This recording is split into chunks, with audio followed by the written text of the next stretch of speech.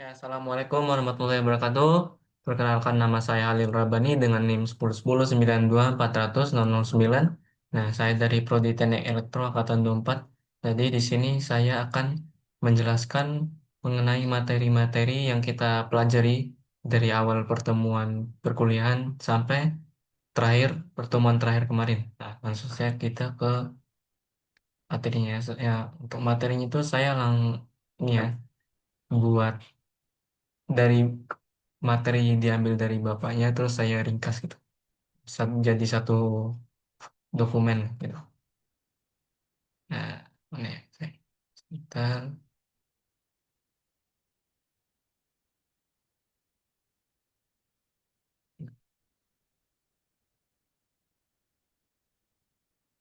Nah, ini nih ya.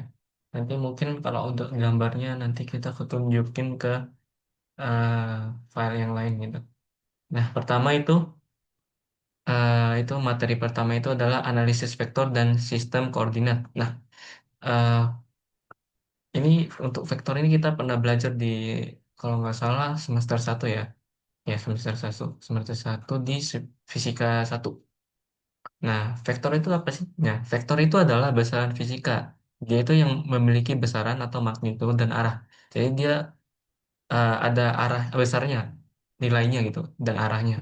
Nah, kalau dalam elektronika itu konsep medan itu berarti bahwa pada setiap titik di ruang terdapat sebuah vektor. Nah, dalam medan itu dia itu terdapat sebuah vektor gitu, setiap titiknya. Nah, contohnya itu adalah medan listrik. Itu di setiap titik ruangnya ada arah dan besar gaya listrik. Nah, kemudian di medan magnet itu menunjukkan arah pengaruh magnetiknya. Nah, secara sistematis, eh, vektor itu bisa dituliskan dengan sebagai ini persamaan ini. Vektor A sama dengan AX di komponen X, berarti vektor X ya. Ditambah dengan AY komponen AY ya. Komponen Y itu vektor Y, satuan Y ditambah dengan AZ di komponen Z, yaitu vektor vektor satuan Z. Nah, di mana ini AX, AY, AZ itu adalah komponennya. Sedangkan ini adalah satuan vektor, vektor satuan. Gitu. Kalau vektor satuan itu adalah vektor dengan panjang satu yang hanya menunjukkan arah. Nah, biasanya gini nih tulisannya. Nih, kalau besaran vektor tuh gini. Set, kalau ini kan besaran vektor. Kalau di apa namanya? Dalam ini ya, dalam apa namanya sebutannya kurung ini kayak kurung matrik gitu. Dan ketiganya saling tegak lurus. Set. Misalnya kan kalau X kan gini ya. X tuh gini, Y itu gini, dan kalau Z itu ke bawah.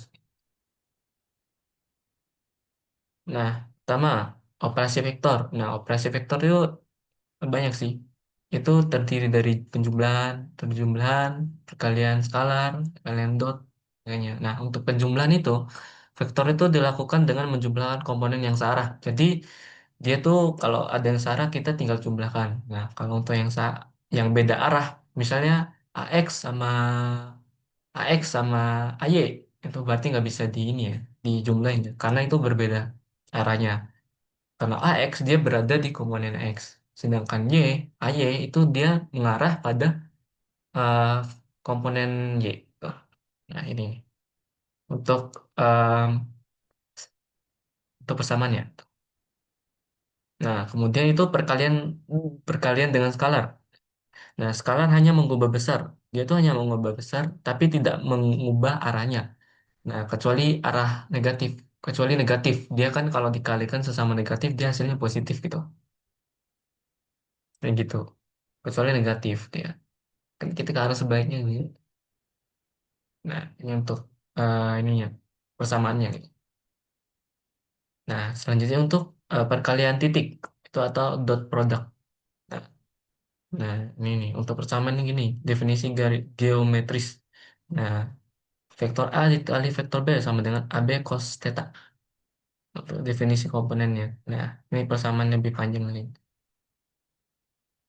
Vektor A dot vektor B sama dengan AX AX BX ditambah AY B, BY ditambah AZ BZ.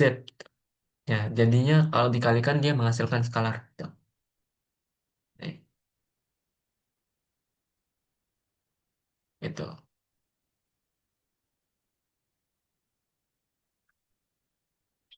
Nah, nah jika dot produk itu sama dengan nol, nah kita kalikan nih vektornya, tapi nanti menghasilkan nol. Maka vektor itu saling tegak lurus. Gitu. Nah, kemudian adalah perkalian silang atau cross product. Itu kali X gitu. Itu kan nanti kali titik gitu. Ini kan kali silang berarti. Nah, kalau perkalian silang itu kan kalau di atas kan kalau perkalian dot kan dia cos ya. Kalau perkalian silang itu sin gitu. Sin theta kan. Nah, hasil vektor yang arahnya itu tegak lurus antara vektor vektor A dan vektor B. Dia tegak lurus. Nah, hasil dari perkalian vektor tadi dia akan saling tegak lurus dengan vektor yang sebelumnya. Nah, ditentukan dengan kaidah tangan kanan. Nah, kalian udah tahu kan kaidah tangan kanan? Eh, tangan kanan. Nah, ini nih cara menentunya nih. Ini pakai matriks gitu lah. Kaidah tangan tangan ya. Gaya Lorentz, momen gayanya, dan arah medan magnetnya. Kita cari dengan tangan. Nah, kemudian sistem koordinat. Nah, medan aritmatika bergantung pada komposisi ruang. Sistem koordinat digunakan untuk dia tuh sistem koordinat ini dia tuh kegunaannya untuk menentukan posisi titik sih. Jadi kita buat nih sistem koordinat, misalnya koordinat Kartesius gini. Nah, misalnya ini nilainya untuk nilai X itu 2, Y itu 3 gitu. Berarti di sini 2, sini 3. Nah, lanjut. Nah, pemilihan sistem koordinat yang tepat dapat menyederhanakan persamaan secara drastis. Nah, sistem koordinat Kartesian, nah, koordinat Kartesian tadi saya contohin, X, Y, Z. Gitu. X-nya di sini, Y ke atas, Z tuh sama. Nah, hmm. nah, maknanya tuh jadi dia tuh menunjukkan posisi titik terhadap titik asal gitu. Saya berhubungan di sini, nah, ini titiknya. Nah, titik asalnya kan di antara. Nah, sebenarnya, nah untuk koordinat Kartesian ini sering digunakan kok. Kenapa sering digunakan? Dia tuh mudah gitu, mudah digunakan. Terus cocok lah, cocok untuk medan medan medan seragam. Kalau dia tuh kadang sih kurang efisien sih untuk simetri melingkar. Kemudian untuk sistem koordinat silinder, mungkin saya contohin ya sebentar ya. Kan saya nunjukin ke ini, baik, ini aja sih. Ini gambarnya langsung, ini, biar enak, biar gampang lah, teman-teman. Tahu.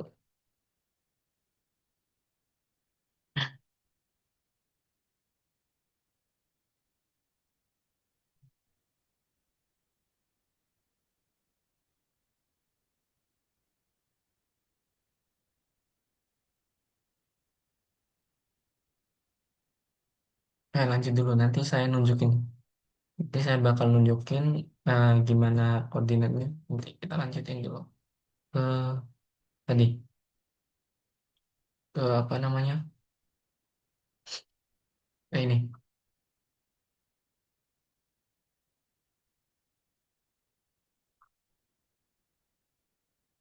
ke silinder mana?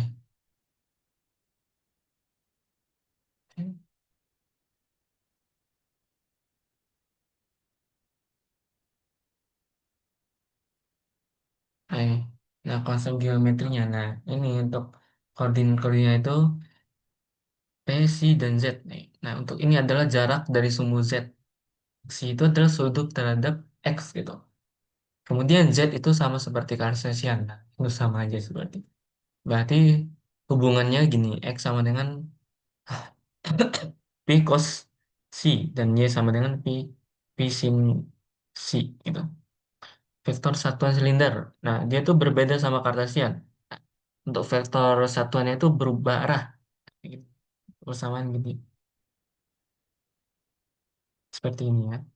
Nah, maknanya itu untuk vektor satuan P ini itu arah radialnya.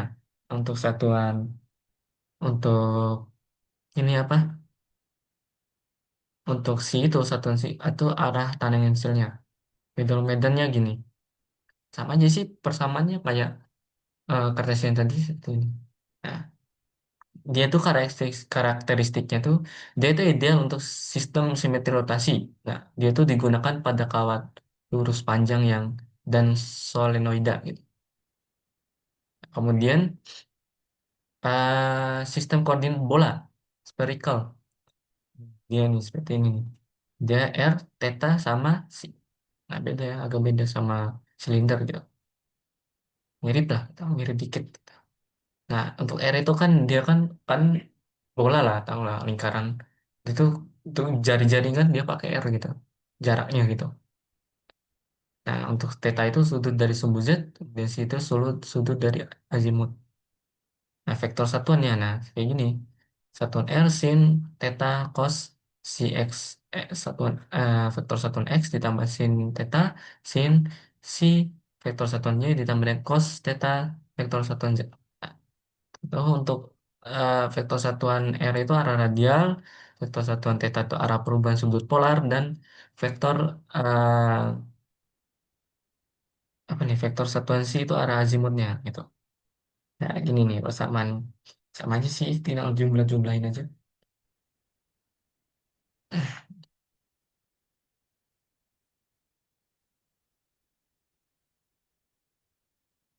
Sebentar ya, kita tunjukin aja gambarnya biar lebih paham. Nah, nah, nah, untuk Cartesian tuh bentuknya seperti ini teman-teman. Nih, seperti saya udah bilang tadi ya. Itu kalau X tuh ke lurus, ke arah horizontal. Nah, untuknya itu ke arah ke atas. Z itu sini. Nah, untuk bola, nah, nih bentuknya nih. Kayak ini. Nah, seperti itu.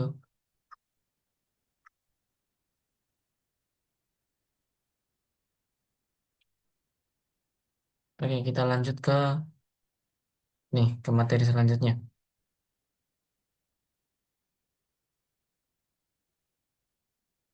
Materi selanjutnya itu kalau bentar ya,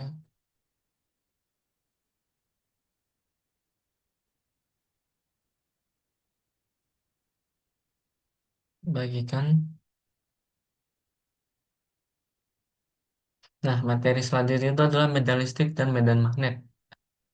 Medan listrik, sebenarnya udah. Nah, medan listrik dan gaya listrik. Medan listrik dan yang pertama itu medan listrik dan gaya listrik. Nah, muatan listrik. Nah, muatan listrik itu sifat dasar partikel. Jadi dia yang menyebabkan interaksi antara si listrik gitu. Nah, muatan listrik itu dia terdiri dari positif dan negatif. Nah, untuk satuannya dia itu menggunakan kolom. Nah, muatan sejenis ini dia tuh kalau muatan sejenis misalnya positif, dia akan saling tolak menolak. Misalnya kalau berbeda negatif atau positif, nah dia akan saling tarik menarik gitu. Lanjut ke listrik ya, itu adalah hukum kolom. Nah, interaksi dua muatan titik diberikan oleh hukum kolom. Nah, vektor vektor F sama dengan K Q1 kali Q2 per R kuadrat dikali dengan vektor satuan R. Dengan K itu adalah satu nilainya ini, 1/4 pi epsilon nol, identitas gitu lah. R itu adalah jarak antara muatan, vektor satuan adalah ve- vektor R satuan itu adalah vektor satuan dari muatan sumber ke muatan uji gitu. Untuk Q-nya adalah kolomnya anunya, muatan gitu. Gitu. Nah, makanya gaya sebanding dengan besar, dia tuh gaya itu sebanding dengan besar muatannya. Kemudian dia berbanding terbalik dengan kuadrat jaraknya gitu. Oke. Kemudian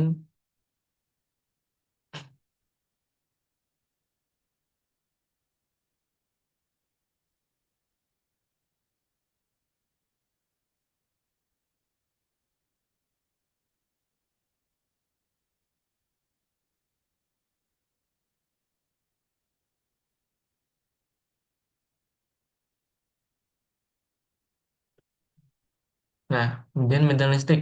Nah, medan listrik itu diperkenalkan menjelaskan bahwa muatan itu tidak berinteraksi secara langsung. Dia tuh berinteraksi melalui medan. Untuk rumusnya itu, definisi rumusnya itu adalah vektor E sama dengan vektor F per Q.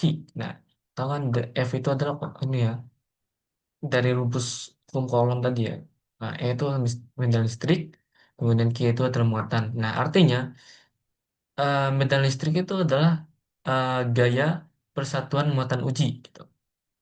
Nah, medan listrik itu eh, nah untuk rumusnya ini untuk satuan muatan titik. Nah, E itu sama dengan per K kali Q per R kuadrat kali vektor satuan R gitu. Karakteristiknya dia tuh arahnya tuh menjauhi muatan positif gitu. Bentar ya. Kita nanti liatin gambarnya, jelasin dulu baru kita liatin gambarnya dan saya jelasin dikit untuk gambar. Nah, dia tuh kalau dia tuh arahnya menuju muatan negatif. Jadi masuk lah. Nah, kalau untuk keluar dia masuk. Nah, jika muatan Q berada dalam medan E, untuk rumusnya gini. Vektor F sama dengan Q dikali dengan vektor E. Nah, jadi muatan positif itu dia bergerak searah dengan medan. Searah dengan medan dia. Sedangkan muatan negatif dia berlawanan dengan arah medan. Kok, kok ini? Nah, nah, medan totalnya ini prinsip superposisi. Nah, jika terdapat banyak muatan itu jika berarti total sama dengan sigma vektor vektor EI. Nah, jadi medan total itu adalah jumlah vektor semua medan individu. Kan. Lanjut ke medan magnet dan gaya magnet. Nah, sumber medan magnet. Nah, dia tuh berbeda sama medan listrik. Nah, medan magnet itu dia dihasilkan oleh arus listrik atau muatan bergerak. Tuh. Medan magnet itu dia permanen. Tidak ada muatan magnet tunggal atau monopol monopol gitu.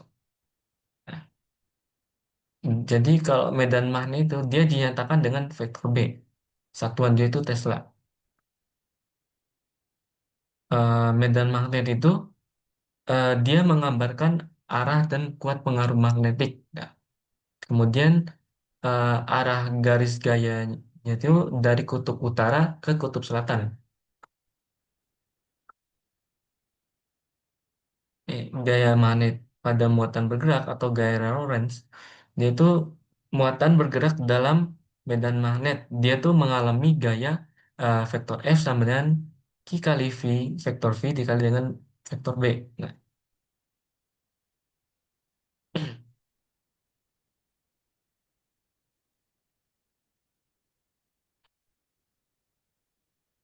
nah untuk karakteristiknya, dia tuh gayanya tuh tegak lurus ya, F-nya tuh. Nah, tegak lurus dengan vektor V dan vektor B. Dia tidak melakukan kerja atau tidak mengubah energi kinetik. Dia tuh arahnya ditentukan dengan kaidah tangan kanan ya, sama ya berarti dengan medan listrik. Nah, kemudian gaya medan magnet pada kawal berarus. Nah, jika kawal berarus berada dalam medan magnet, itu dia memiliki persamaan vektor F sama dengan I kali vektor I vektor L dikali dengan vektor B. Nah, dengan I itu adalah arus, kemudian vektor L itu adalah panjang kawat searah dengan arus. Gitu. Dengan B tadi kan vektor dan magnet ya gitu. Biasanya itu digunakan di sepeda motor, speaker, dia alat ukur arus itu. Kemudian medan magnet oleh arus listrik. Yang pertama, kalkulus panjang. Nah, untuk rumusnya B sama dengan epsilon 0 I per 2 pi R. Jadi untuk arahnya tuh dia melingkar mengelilingi kawat. Kemudian ditentukan dengan kaidah tangan kanan. Ini sama aja ya. Yaitu berkaitan. Nah, terus kumparan dan solenoida. Nah, medan magnet itu hampir seragam di dalam di dalam selenoida. Tuh, rumusnya itu B sama dengan epsilon nol dikali dengan N dikali dengan I. Nah, untuk prinsip superposisi posisi medan magnet itu B total, vektor B total sama dengan sigma vektor B dikali dengan I. Kemudian terakhir itu hubungan medan listrik dengan hubungan dengan medan magnet. Nah, dia tuh hubungannya itu medan listrik itu dia tidak itu berubah. Dia kemudian menimbulkan medan magnet. Nah, kemudian medan magnet dia berubah dan menimbulkan medan listrik gitu. Dia ada keterkaitannya gitu. Lanjut kita ini aja ya. Lihatin gambar untuk yang apa? Ya, ini. Nah, ini nih, ya listrik nih. Nah, kan tadi udah dijelasin tadi kalau plus ketemu min dia akan tarik menarik. Sedangkan untuk kalau sejenis dia akan dorong mendorong gitu. Lanjut. Nah, tadi dijelaskan kalau minus dia kan akan masuk ya, masuk gitu. Nah, kemudian kalau plus dia muatan itu akan keluar gitu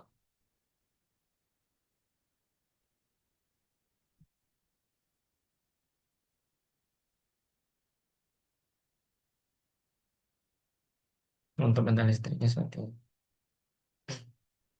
Nah, aturan kaidah tangan kanan kan ini. Nah, untuk ini adalah F itu adalah listriknya, itu adalah medannya, terus I itu adalah arus. I itu arus banget. I itu adalah arus. F. Lanjut. Nah, kira-kira seperti itu sih. Secara garis besarnya seperti itu. Hmm. Nah, kita lanjut ke materi selanjutnya.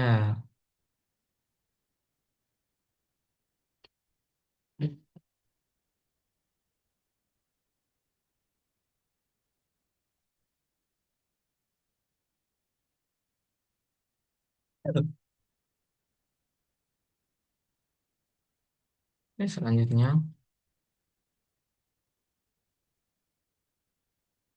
Nah, materi selanjutnya itu integral vektor dan hukum Maxwell dalam bentuk integral. Nah, itu kalau nggak salah udah di integral ini ya. Dia kemarin itu biasanya itu ada di kalkulus ya. Kalkulus SD, SMP juga udah pernah belajar itu SMP SMA lah. Nah, dalam elektromagnetika itu jadi medan listrik dan medan magnet itu dia tidak hanya dievaluasi di satu titik, dia tetapi juga melalui garis permukaan sama volume. Nah, oleh karena itu kita biasanya mencari itu dengan menggunakan integral vektor. Nah, secara umum itu integral itu terbagi jadi tiga jenis: integral garis, integral permukaan, dan integral integral volume. Nah, pertama integral garis. Nah, integral garis itu eh, integral garis dari suatu medan vektor itu sepanjang lintasan C. Nah, itu ini. C E D dot dl vektor L. Nah, makna fisiknya itu dia mengukur kerja yang dilakukan medan sepanjang lintasan. Nah, digunakan biasanya itu ini digunakan pada hukum Faraday dan hukum Ampere gitu. Nah, jika lintasan tertutup, nah dia pakai ini nih.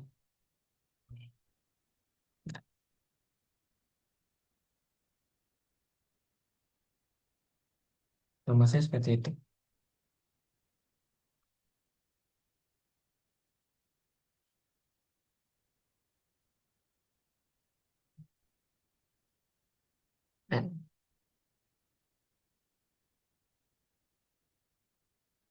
Nah, selanjutnya mengenai ini tanggal garis, sekarang tanggal tertutup permukaan. Nah, tanggal permukaan itu, nah kayak gini nih. double integral S A dikali dengan dot A dot D vektor S. Nah, D vektor S sama dengan vektor satuan N dikali ds. Nah, N itu adalah vektor satuan normal permukaan gitu. Jadi artinya itu dia mengukur flux medan yang menembus suatu permukaan gitu. Nanti saya jelasin sekaligus dengan gambar yang di materi dulu. Nah, terus selanjutnya itu flux listrik, elektrik, elektrik flux gitu. Nah, flux listrik ini dia menyatakan jumlah garis medan listrik yang menembus suatu permukaan. Nah, untuk persamaannya itu adalah si E sama dengan double integral S E dikali dengan E dot B satuan vektor S. Nah, flux maksimum jika medan tegak. Flux itu maksimum jika medan tegak lurus permukaan gitu. Jika medannya tegak lurus permukaan. Terus fluxnya nol jika medannya sejajar dengan permukaan gitu. Pada flux pada permukaan tertutup. Nah, untuk permukaan tertutup dia nih persamaannya. Selanjutnya itu permukaan tertutup itu sering disebut dengan Gaussian surface gitu.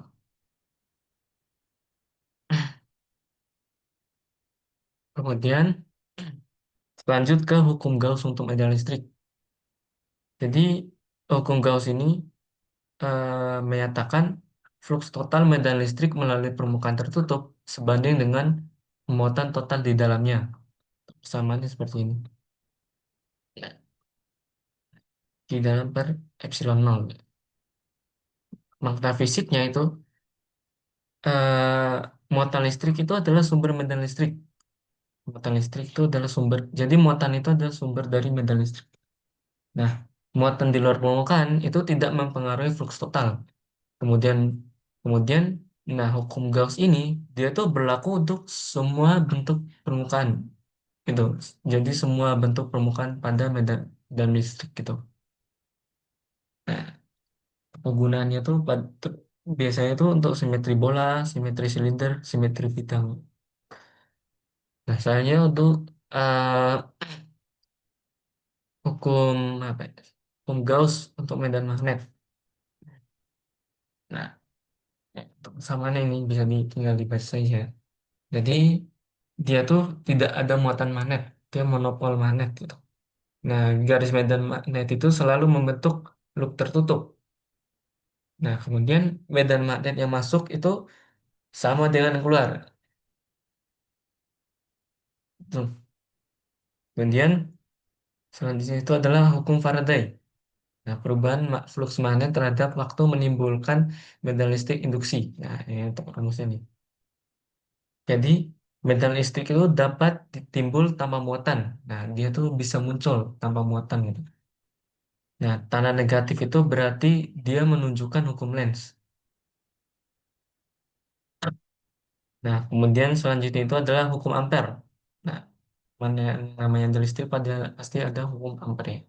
Nah, medan magnet itu bunyinya itu dia menyatakan sirkulasi medan magnet sebanding dengan arus listrik yang menembus permukaan. Atau persamaan seperti ini. Nah, arus listrik itu dia menghasilkan medan magnet melingkar. Melingkar gini. Arah medan magnet itu mengikuti kaidah tangan kanan. Nah, kaidah kanan udah dijelasin tadi. Udah dilihatkan ya tadi.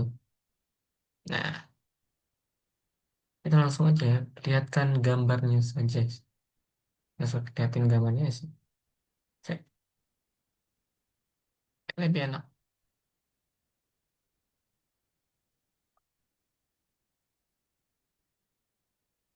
Nah, ini nih. Nah, dia. Flux tuh ini. Nah, dia menembus gitu. Set. Seperti ini contoh flux. Aduh, mulai.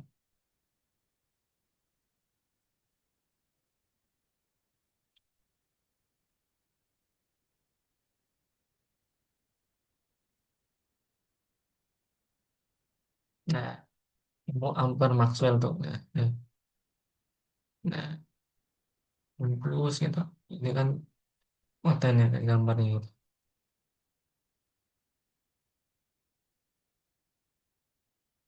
Nah, dibilangin tadi dijelaskan dia kan sirkulasi medan magnet sebanding dengan arus listrik yang menembus permukaan. Nah, data sirkulasinya menembus sama dengan eh, sebanding dengan arus listrik yang menembus, sebanding gitu.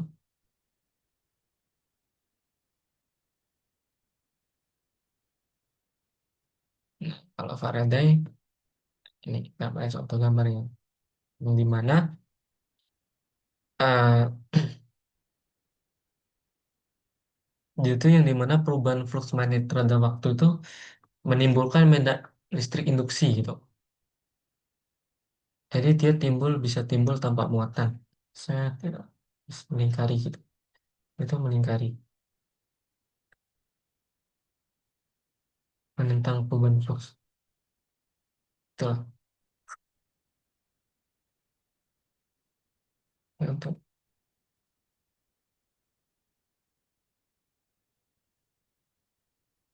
eh, itu ini kalau electric field. Saya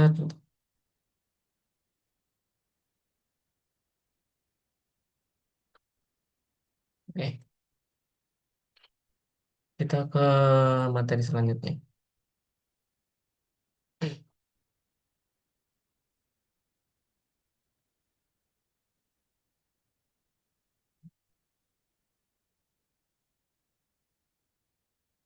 Ya, kalau materinya itu berhubungan semua ya.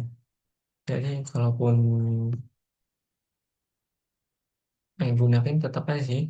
Biasanya hukum Ampere, hukum Faraday gitu. Nah, Maxwell gitu. Nah, selanjutnya hukum Maxwell dalam bentuk diferensial. Nah, pertama itu teorema divergensi atau divergence theorem. Divergensi itu mengukur seberapa besar suatu medan itu bertindak sebagai sumber atau muara di suatu titik. Untuk medan vektor A itu eh, del dikali dengan vektor A. Bentar ya.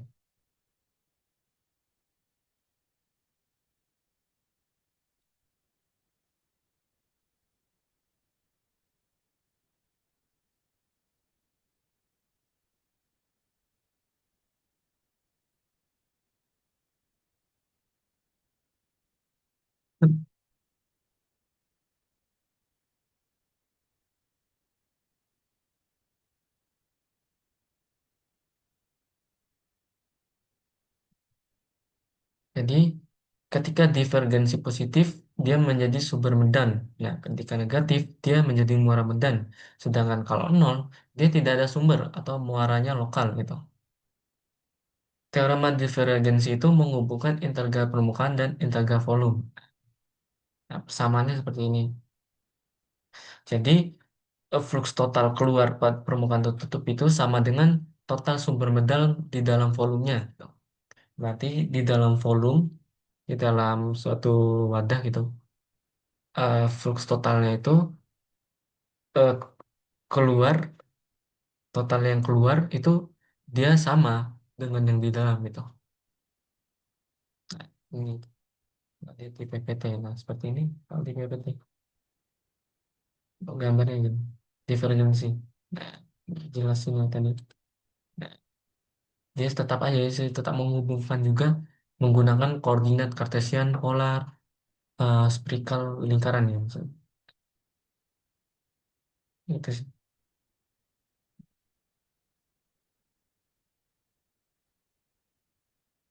Tetap menggunakan.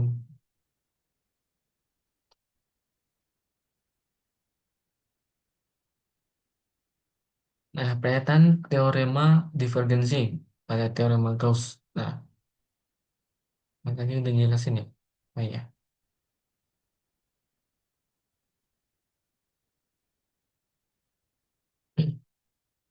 Nah, teorema ini menjadi jembatan dari hukum Maxwell bentuk ada integral ke bentuk diferensial.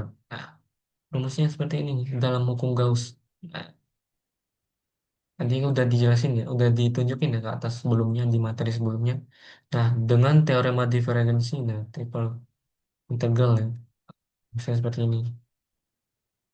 Nah, sehingga diperoleh bentuk diferensial dari persamaan ini, maka akan membentuk persamaan bentuk diferensialnya itu adalah del dikali dengan vektor sama dengan sama dengan delta delta p per epsilon nol kur medan vektor. Nah, itu kur medan vektor. Konsepnya itu kur itu mengukur kecenderungan medan untuk berputar di sekitar suatu titik. Nah, untuk medan vektor A itu adalah del kali silang ya ini cross kali dengan vektor A. Jadi ketika kurnya nol, medan itu tidak berputar. Sedangkan ketika kurnya nol itu tidak berputar, sedangkan ketika kurnya tidak nol itu ada sirkulasi lokal gitu. Nah, kemudian interpretasi fisik. Nah, jadi kur itu berkaitan dengan integral garis tertutup. Nah, persamaannya nih. Nah, jika hasilnya itu tidak nol, dia medan ini dia memiliki rotasi gitu. Ada rotasinya, bentar. Sih, gitu. Kayak bumi. Nah, selanjutnya teorema Stokes. Teorema ini menghubungkan integral garis dengan curve. Nah, untuk persamaannya seperti ini ya. Bisa dilihat aja persamaannya seperti ini. Nah, nah dia tuh teorema ini dia menjadi dasar perubahan hukum Faraday dan Ampere ke bentuk diferensialnya. Selanjutnya adalah hukum Maxwell dalam bentuk diferensial. Nah, dengan menggunakan teorema divergensi sama teorema Stokes ini, nah keempat hukum tuh keempat hukum Maxwell itu bisa dituliskan dalam bentuk lokal diferensial kayak Faraday, Ampere, terus apa lagi? Nah, masih banyak lagi ya. Nah, nah, nah, hukum Gauss untuk medan listrik. Nah, hukum Gauss juga kan. Nah, itu rumusnya seperti ini.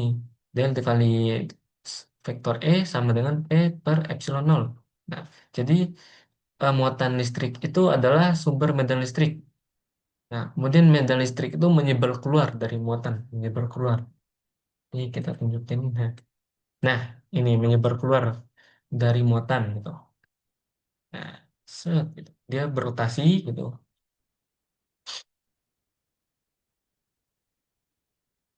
Nih, di PPT. Nah, kalau hukum Gauss untuk medan magnet itu del dikali dengan vektor B sama dengan nol. Dia itu tidak ada monopol magnetnya. Kemudian garis medan magnet itu dia selalu tertutup. Kemudian lanjut ke hukum Faraday untuk bentuk diferensialnya seperti ini. Del dikali dengan vektor E sama dengan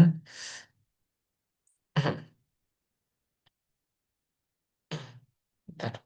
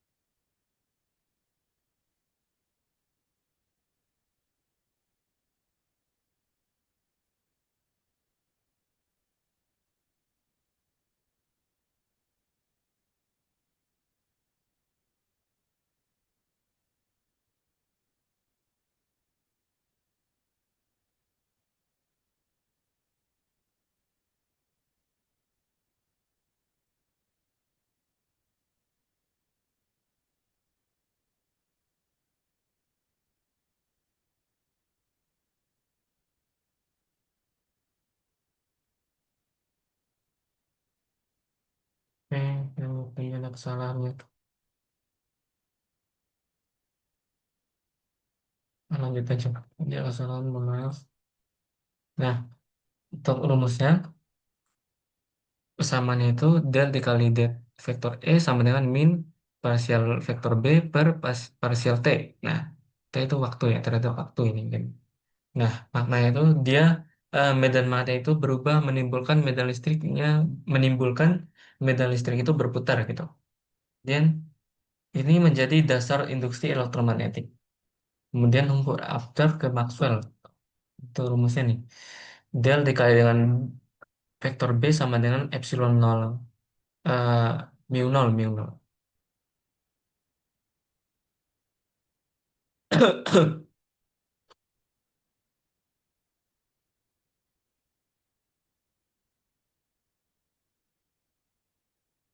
Mu nol, mu nol vektor J ditambah dengan mu nol dikali epsilon nol parsial vektor E per parsial T. Jadi arus listrik itu menghasilkan medan magnet, kemudian medan listrik itu berubah juga menghasilkan medan magnet. Nah, untuk gambarnya gitu. Nah, mencari ini, mencari kern gitu.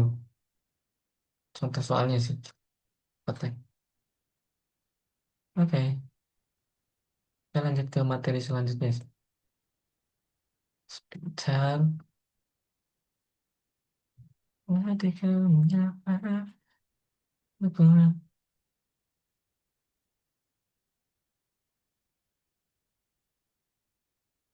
Memang saling berkaitan semua ya. Biasanya menggunakan tetap aja sih, menggunakan Gauss, Faraday, Ampere, yang biasanya gitu.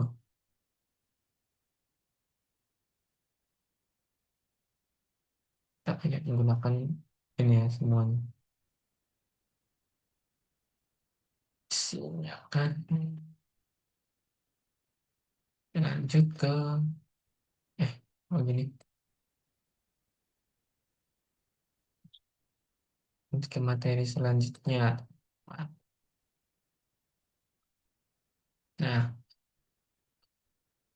ya,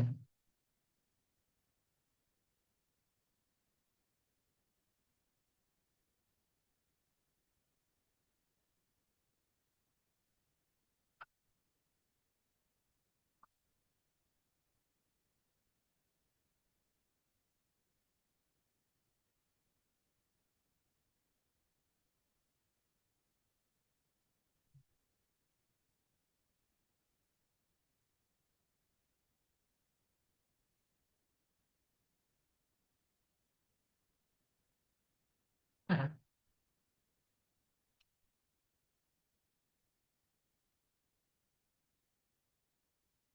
ini contoh soalnya sih. Ya. Nah, kayak seperti ini sih contoh soalnya. Untuk divergensi kurs gitu. Ini contoh soalnya. Nah, untuk ini penggambarannya itu seperti ini. Mana ya?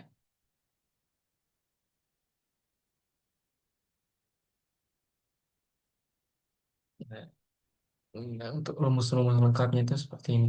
Yes.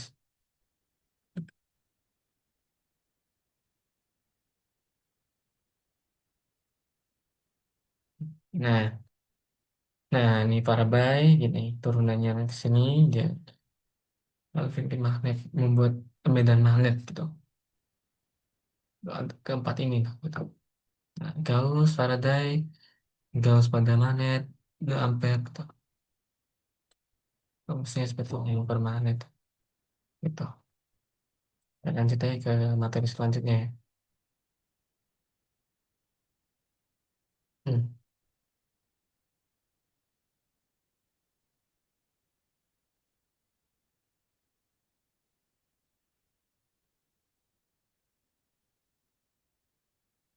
Terus selanjutnya itu adalah eh gelombang datar dalam ruang bebas.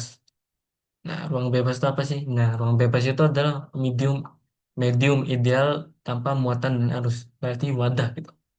Tuh, P sama dengan nol dengan vektor C sama dengan nol. Nah, biasanya itu kosta sama mediumnya itu permitivitas epsilon nol dan permeabilitas atau mu nol.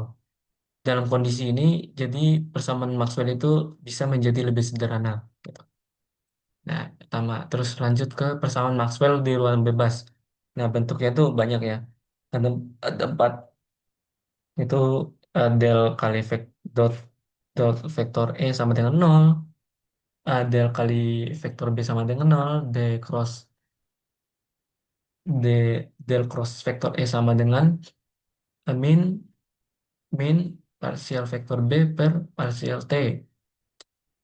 Ya, parsial, parsial B per parsial T. Dengan, terus kemudian del cross vektor B sama dengan mu nol dikali epsilon nol dikali dengan partisial vektor E per partisial T. Jadi keempat ini dasar dari munculnya gelombang elektromagnetik. Kemudian ketiga itu adalah penurunan persamaan gelombang, gitu. Nah, dengan mengambil kur dari hukum Faraday, nah ini rumusnya nih.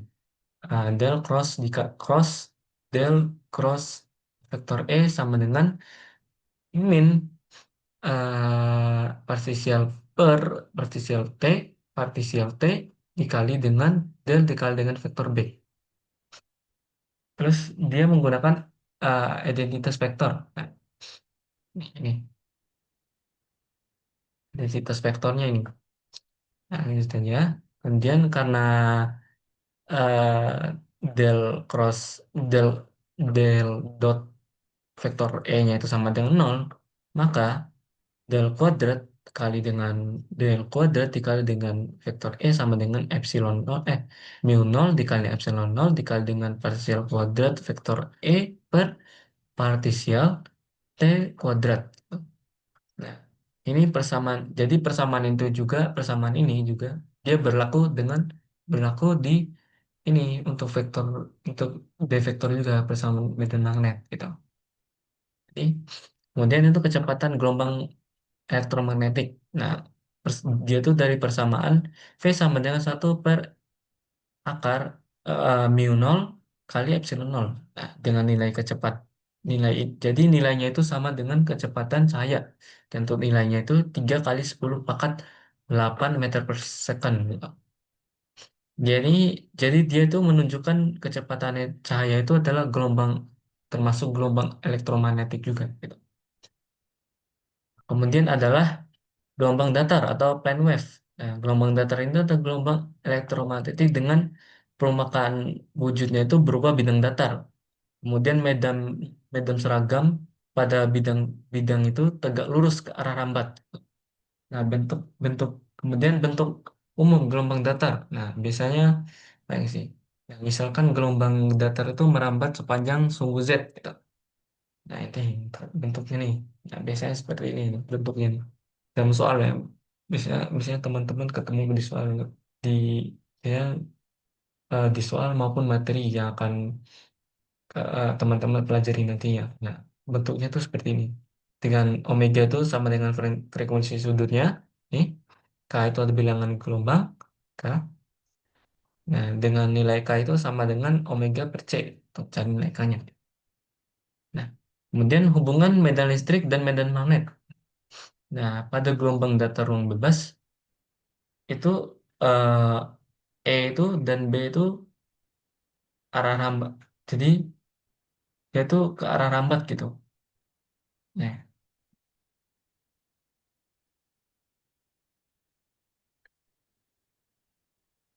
ini kesamaan sini.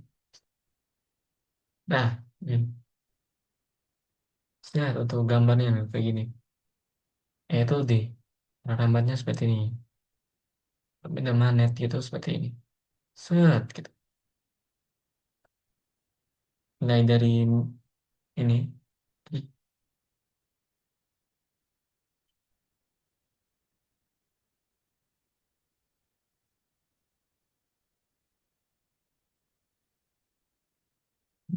Nah, bentuk seperti ini teman-teman.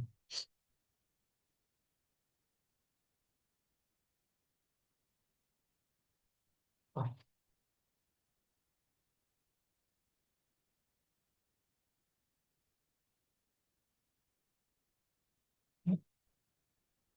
Bisa.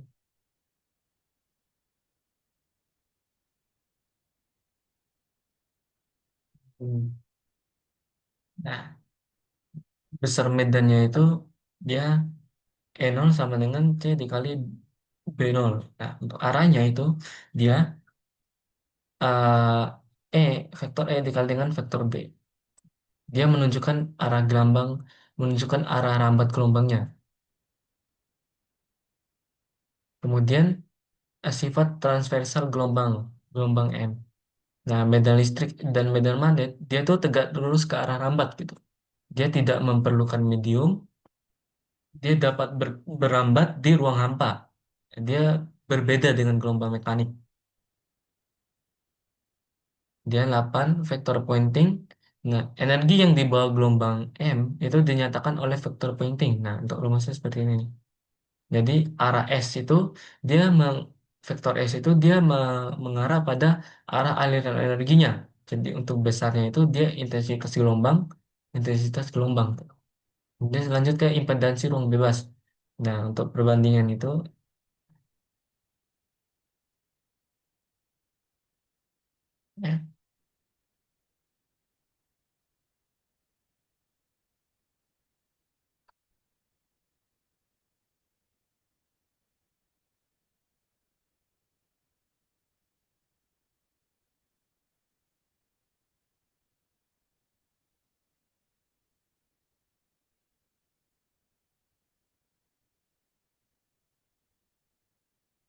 ya, teman-teman.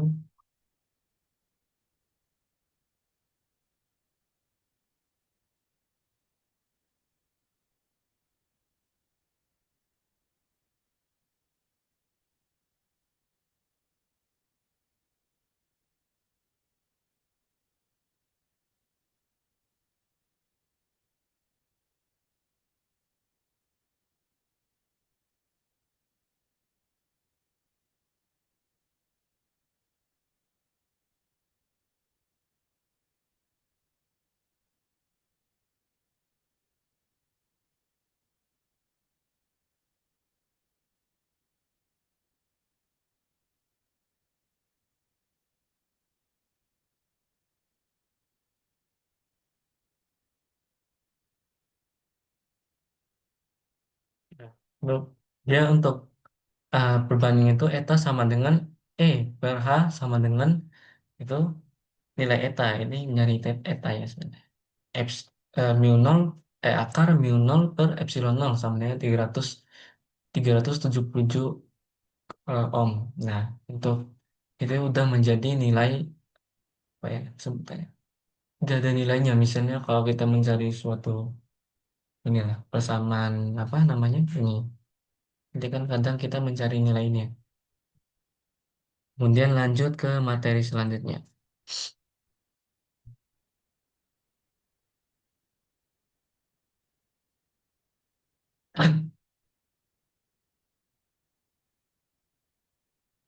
Ini udah jelasin nih gelombang seperti apa. Lanjut ke materi selanjutnya.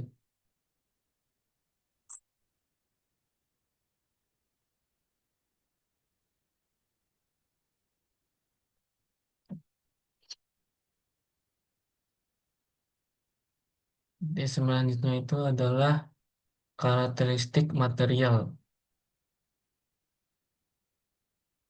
Aduh,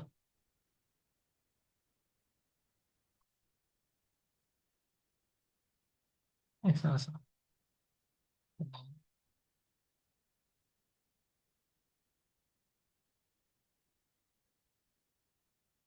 Karakteristik material. Nah, jadi karakteristik material itu dia menentukan kuat medan di dalam material gitu. Kemudian kecepatan rambat gelombang dan penyerapan dan refleksi energi. Kemudian polarisasi listrik.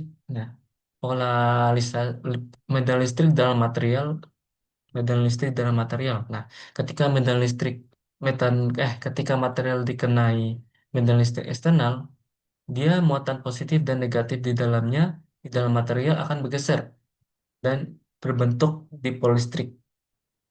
Jadi fenomena fenomena itu disebut dengan polarisasi. Lanjut ke vektor polarisasi P. Vektor P. Nah, polarisasi itu didefinisikan sebagai momen dipol listrik per satuan volumenya. Nah, untuk rumusnya persamaan seperti ini. Vektor P sama dengan sigma vektor P per V. Ya.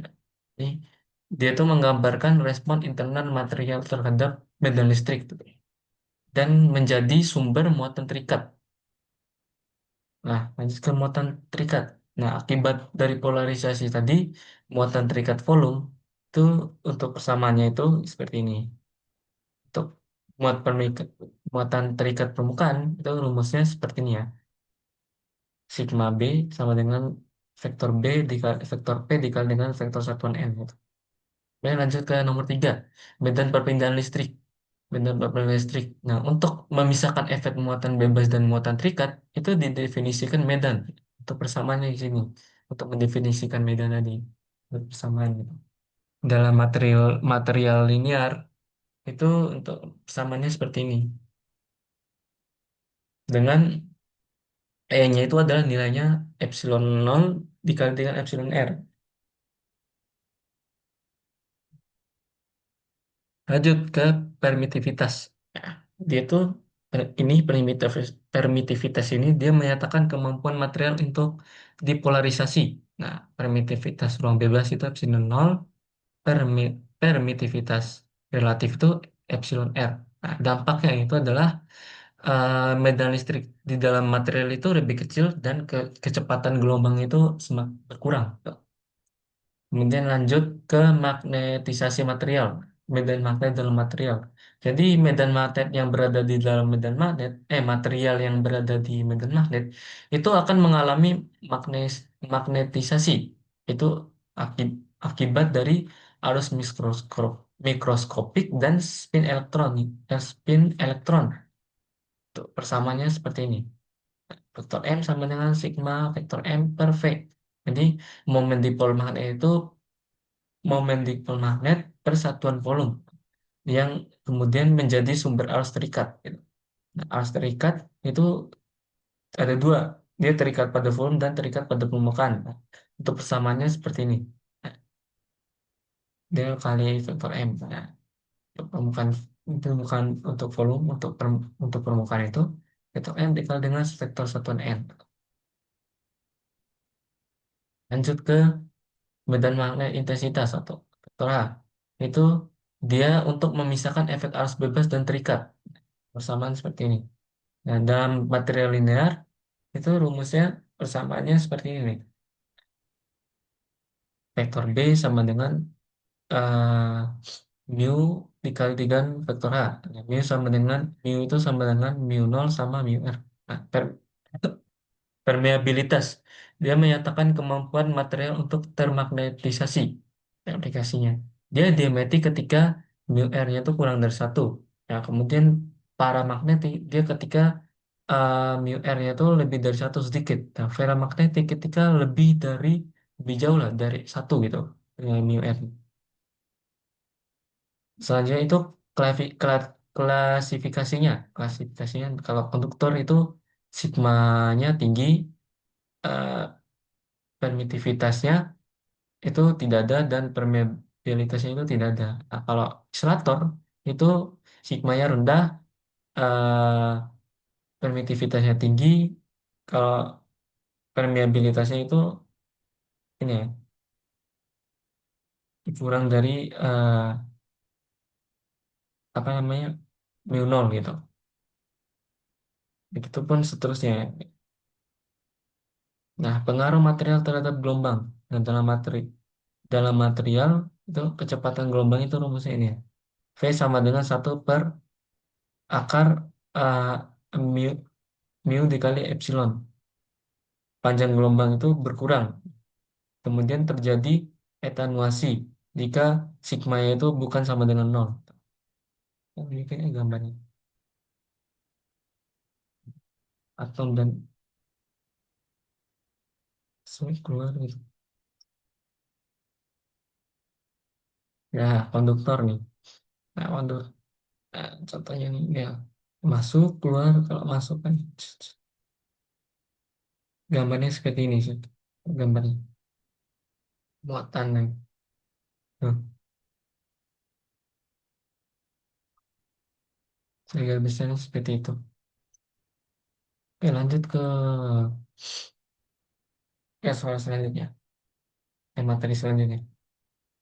Selanjutnya.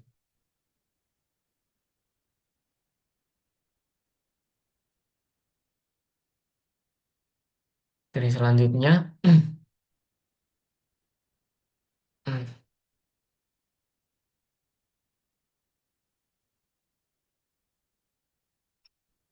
dari selanjutnya itu adalah kondisi batas. Nah, jadi kondisi batas itu menjelaskan perilaku medan listrik dan medan magnet pada antarmuka dua material yang berbeda gitu. Jadi materi jadi kondisi batas itu diturunkan langsung dari persamaan Maxwell. Pertama itu kondisi batas pada medan listrik. Nah, komponen normal medan listrik. Nah, dia menggunakan hukum Gauss untuk medan listrik. Nah, itu rumusnya itu gini, persamaannya gitu, hukum Gauss. Nah, pada batas dua material dengan permitivitas epsilon 1 dan epsilon 2. Nah, seperti ini. Nah, dengan Dn itu adalah komponen normal dari komponen normal medan, medan vektor D. Dan PS itu adalah rapat muatan permukaan bebas. Nah, jika tidak ada muatan permukaan, jika nggak ada PS, itu rumusnya sini. Berarti D1N sama dengan D2N. Komponen tangan, kemudian lanjut, komponen tangan sel medan listrik. Dia dari hukum Faraday. Nah, samaannya seperti ini. Nah, nah, untuk medan statis, untuk medan statik, itu dia E, E1T sama dengan E2T. Sama aja sih ini. Ini sama kayak ini. Nah, jadi artinya itu komponen tangan sel medan listrik itu kontinu di batas gitu. Kondisi batas medan magnet selanjutnya. Nah, komponen normal medan magnet dari hukum Gauss dia. Dia berasal dari hukum Gauss magnet. Ini persamaannya ini sama dengan nol. Sehingga nilainya itu B1N sama dengan B2N. Sama aja kayak dia tuh tetap sama sih kayak medan magnet gitu. Medan listrik gitu. Cuma beda karena logonya atau simbolnya di bagian sini. Jadi dia tuh tidak ada monopol magnet, kemudian medan magnet itu normal selalu kontinu gitu. Gitu. Nah, kemudian lanjut ya komponen tangan sen medan magnet. Dia berasal dari hukum Manclave. Nah, ini kalau di listrik kan tangan sialnya untuk dari hukum Faraday kan ya. Dia beda. Nah, sini dari hukum Ampere. Nah, untuk K itu adalah rapat arus permukaan bebas. Nah, KS nih. Nah, kalau nggak ada rapat arus itu tinggal disamakan, dijadiin persamaan H1T sama dengan H2T. Nah, lanjut nih ke kondisi batas pada konduktor ideal, medan listrik di dalam konduktor sempurna. Nah, vektor E itu sama dengan nol, kalau vektor B juga tuh sama dengan nol. Jadi untuk medan statik gitu. Kemudian medan dipolmarkan konduktor. Nah, medan listrik itu hanya memiliki komponen normal. Itu persamaannya itu vektor T sama dengan nol. Nah, kemudian medan magnet hanya memiliki komponen tangan sial. Tuh. Nah, maknanya itu pada kondisi batas ini, jadi medan tuh tidak bisa berubah sembarangan di batas gitu, nggak bisa. Hanya ada tidak sembarangan bisa berubah. Jadi muatan permukaan itu dapat menyebabkan diskon diskontinuitas medan. Kemudian arus permukaan itu menyebabkan diskontinuitas medan magnet. Dan kemudian kondisi batas itu menentukan refleksi dan transmisi gelombang. Nah, kita bisa lihat sih di sini. Nah, kan elektrik medan elektriknya itu ke atas, normal komponen normalnya ke ini menunjukkan ke arah serong ya. Kemudian tangan sel komponen itu ke arah bawah. Oh, nah, ini bagian 1 bagian 2 bagian 1 bagian 2 gitu. Ini untuk contoh soalnya ya, seperti ini. Nah, ketika mencari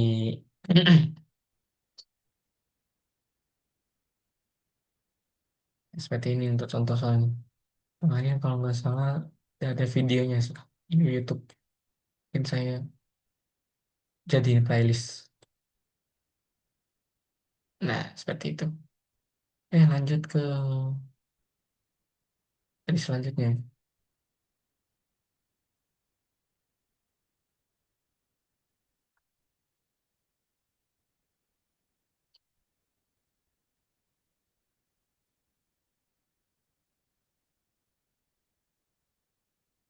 Hmm.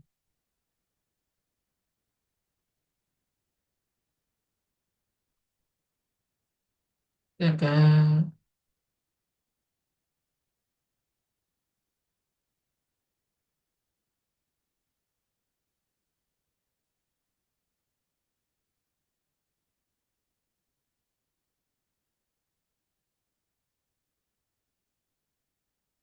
Nah, lanjut ke soal materi terakhir yang dipelajari ya. Medan statis dan medan listrik. Magnet statis dan medan listrik. Nah, medan statis itu adalah medan yang tidak berubah terhadap waktu. Jadi dia tidak terpengaruh terhadap waktu. Nah, ini kondisi statisnya seperti ini nih. Untuk medan listrik, ini untuk medan magnet seperti ini. Jadi akibatnya itu medan listrik dan magnet itu terpisah dan tidak terjadi induksi elektromagnetik gitu. Kemudian medan listrik statis. Lanjut nih, medan listrik statis.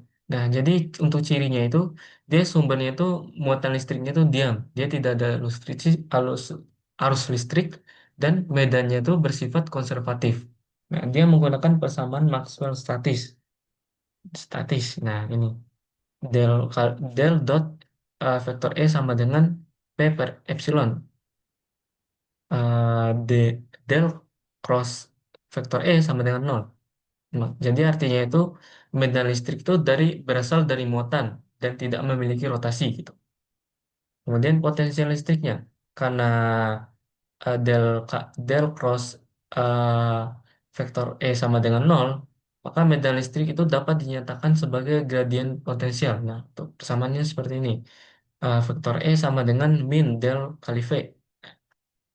Jadi potensial listrik V itu adalah besaran skalar dan lebih mudah dianalisis dibanding medan. Persamaannya banyak ya. Jadi persamaan Poisson dan Laplace jika ada muatan. Nah, untuk persamaan seperti ini. Del kuadrat V sama dengan min P per epsilon. Jika tidak ada muatan seperti ini. Nah, sama dengan nol gitu. Jadi persamaan ini itu jadi dasar penyelesaian banyak masalah elektrostatik.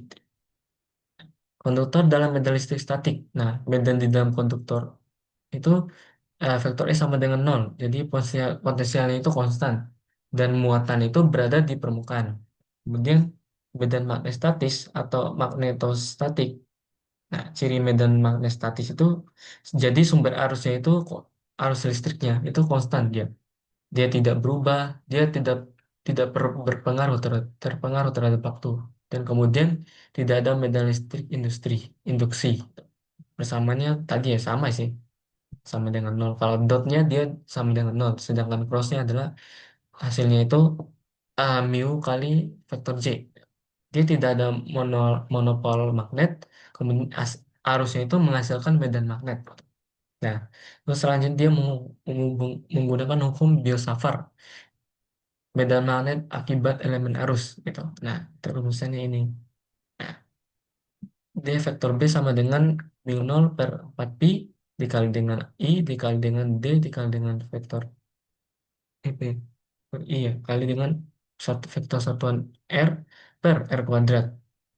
Jadi dia digunakan rumus ini, ya, digunakan untuk mencari kalkulus, loop arus, dan kumparan gitu. Nah, untuk hukum ampere itu ini, ampere statis. Nah, dia itu menggunakan mencari dengan rumus ini digunakan untuk mencari kalkulus panjang solenoida toroida. Nah, karena kalau yang dot tadi ya, nah kalau dot itu sama dengan nol gitu, maka medan magnet itu dapat ditulis dengan